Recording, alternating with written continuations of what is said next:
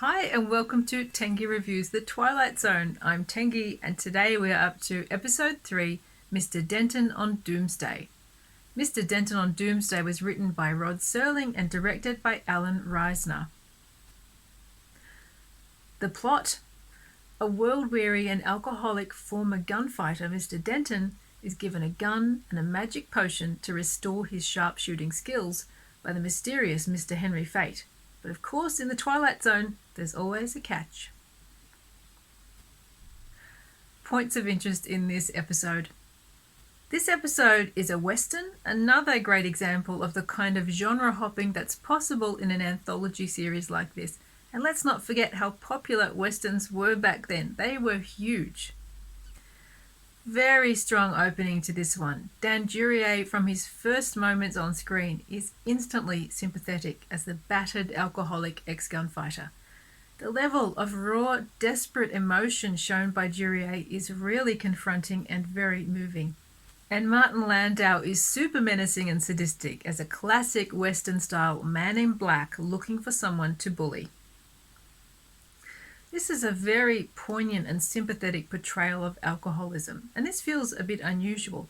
Remember how common it was in earlier decades for the drunk, especially the drunk hobo, to be just treated as a comic character, often no more than a caricature who's just there for laughs. There is something deeply sad about Denton's affliction here. It absolutely comes across as a disease, which might have been a pretty progressive way to present drinking problems at this point in time. The nicer characters have pity for him, and so do we. He's weeping in the gutter when we meet him. He has hit bottom. It's really painful to see. But at the same time, the opposite attitude is also present, of people laughing at his problems and tormenting him. Interesting that once again, as in the time element, the trauma of being forced to kill people, the trauma of violence is referred to as the reason behind the psychological problems and the alcohol abuse. A couple of interesting musical points in this story. The harmonica tune sounds very much like the Seekers' hit The Carnival Is Over from 1965, which I read was based on a Russian folk song. The other notable song in this is How Dry I Am. Now, Google tells me that this song was part of a song called The Near Future, written by Irving Berlin in 1919, but it may have been based on an earlier song. And I saw a comment on YouTube that the tune is strikingly similar to the Boney M hit Rivers of Babylon, and it is. The use of this song in the episode really adds so much pathos to Denton's character and how he degrades himself for alcohol. This story adds some surreal, magical elements that immediately lift this beyond the usual genre conventions of the Western. The gun that magically appears, the inverted camera angles. I really love how they are playing with conventions here, twisting them around to make something new and different, really subverting our expectations of the Western. It also has a similar setup to One for the Angels in that it starts with the protagonist being silently watched by a creepy, possibly supernatural character. I was shocked by the trauma in Denton's face when he remembers last using a gun. Yes, another episode about trauma related to guns and killing people. Would it be a stretch to connect the dots here back to the idea of war veterans and PTSD as a recurring theme in the Twilight Zone? We'll have to see. Now, would it be inappropriate of me to say that Martin Landau is very easy on the eye as the lean and lanky bad cowboy here?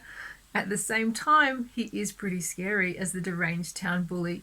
He's a real psychopath who seems genuinely dangerous and pretty demonic. There's an eerie tone to this story that takes it into the realm of Western horror, which is something you don't see every day. As strange a combination as it is, it really works. And again, it takes us into that idea of the uncanny. The reassuringly familiar genre of Westerns suddenly becomes weird and creepy. There are some real moments of shock in this story, genuinely shocking moments of strong violence that really give you a jolt. But really, this whole story features some quite shocking meditations on violence, especially the speech about Denton killing the 16-year-old boy. As a drama, it has a volatile quality, and we really don't know what might happen next. I found some of the scenes in this really chilling. I love that this is a story about a man trying to reclaim his dignity and his identity, crawling out of the dirt, literally, and finding redemption and recovery. I also like the dignity invested in the Liz character, who I think we are supposed to assume is involved in sex work in some way. The focus on her here, though, is very much on her as a character, as a strong and dynamic personality, not on what she does in the bar for work. Again, in this story, great cinematography. The shot with the mysterious peddler reflected in the barbershop window is just magic. The shot of the men standing still in the dark street at night is also really eerie. I loved how the second bad cowboy is presented as pretty much identical to the first.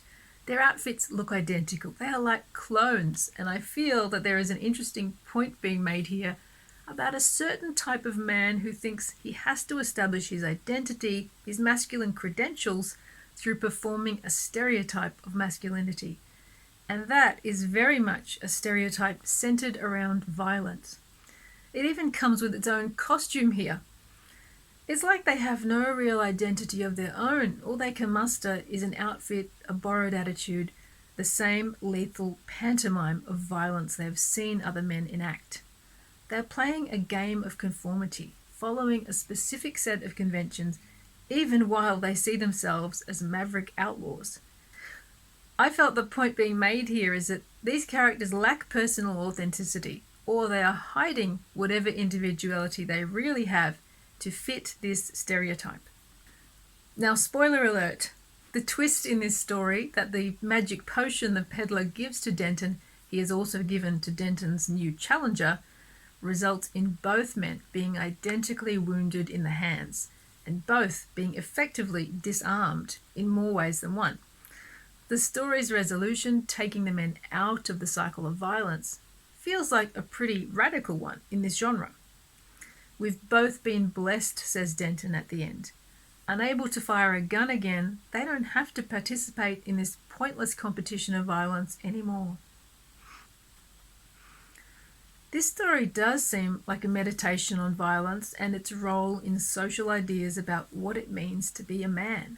It depicts a world of men. I think there are only 2 women in the whole story.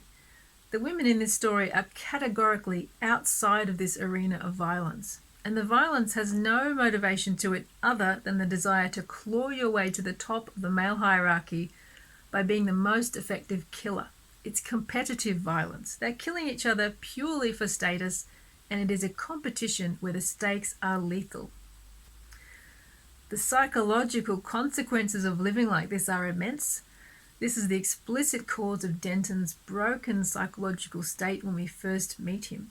He was locked into a cycle of violence, pointless violence he had no interest in, but was compelled to because the only alternative was death. At the same time, the story's conclusion that sort of dismembering yourself is the only way out also feels pretty bleak. Now, is this another story that's an analogy of war? It is a story about men being forced to kill each other because those are the rules of this society. It's about the damage living this way causes. And who is this mysterious Mr. Fate who magically intervenes in the lives of these characters?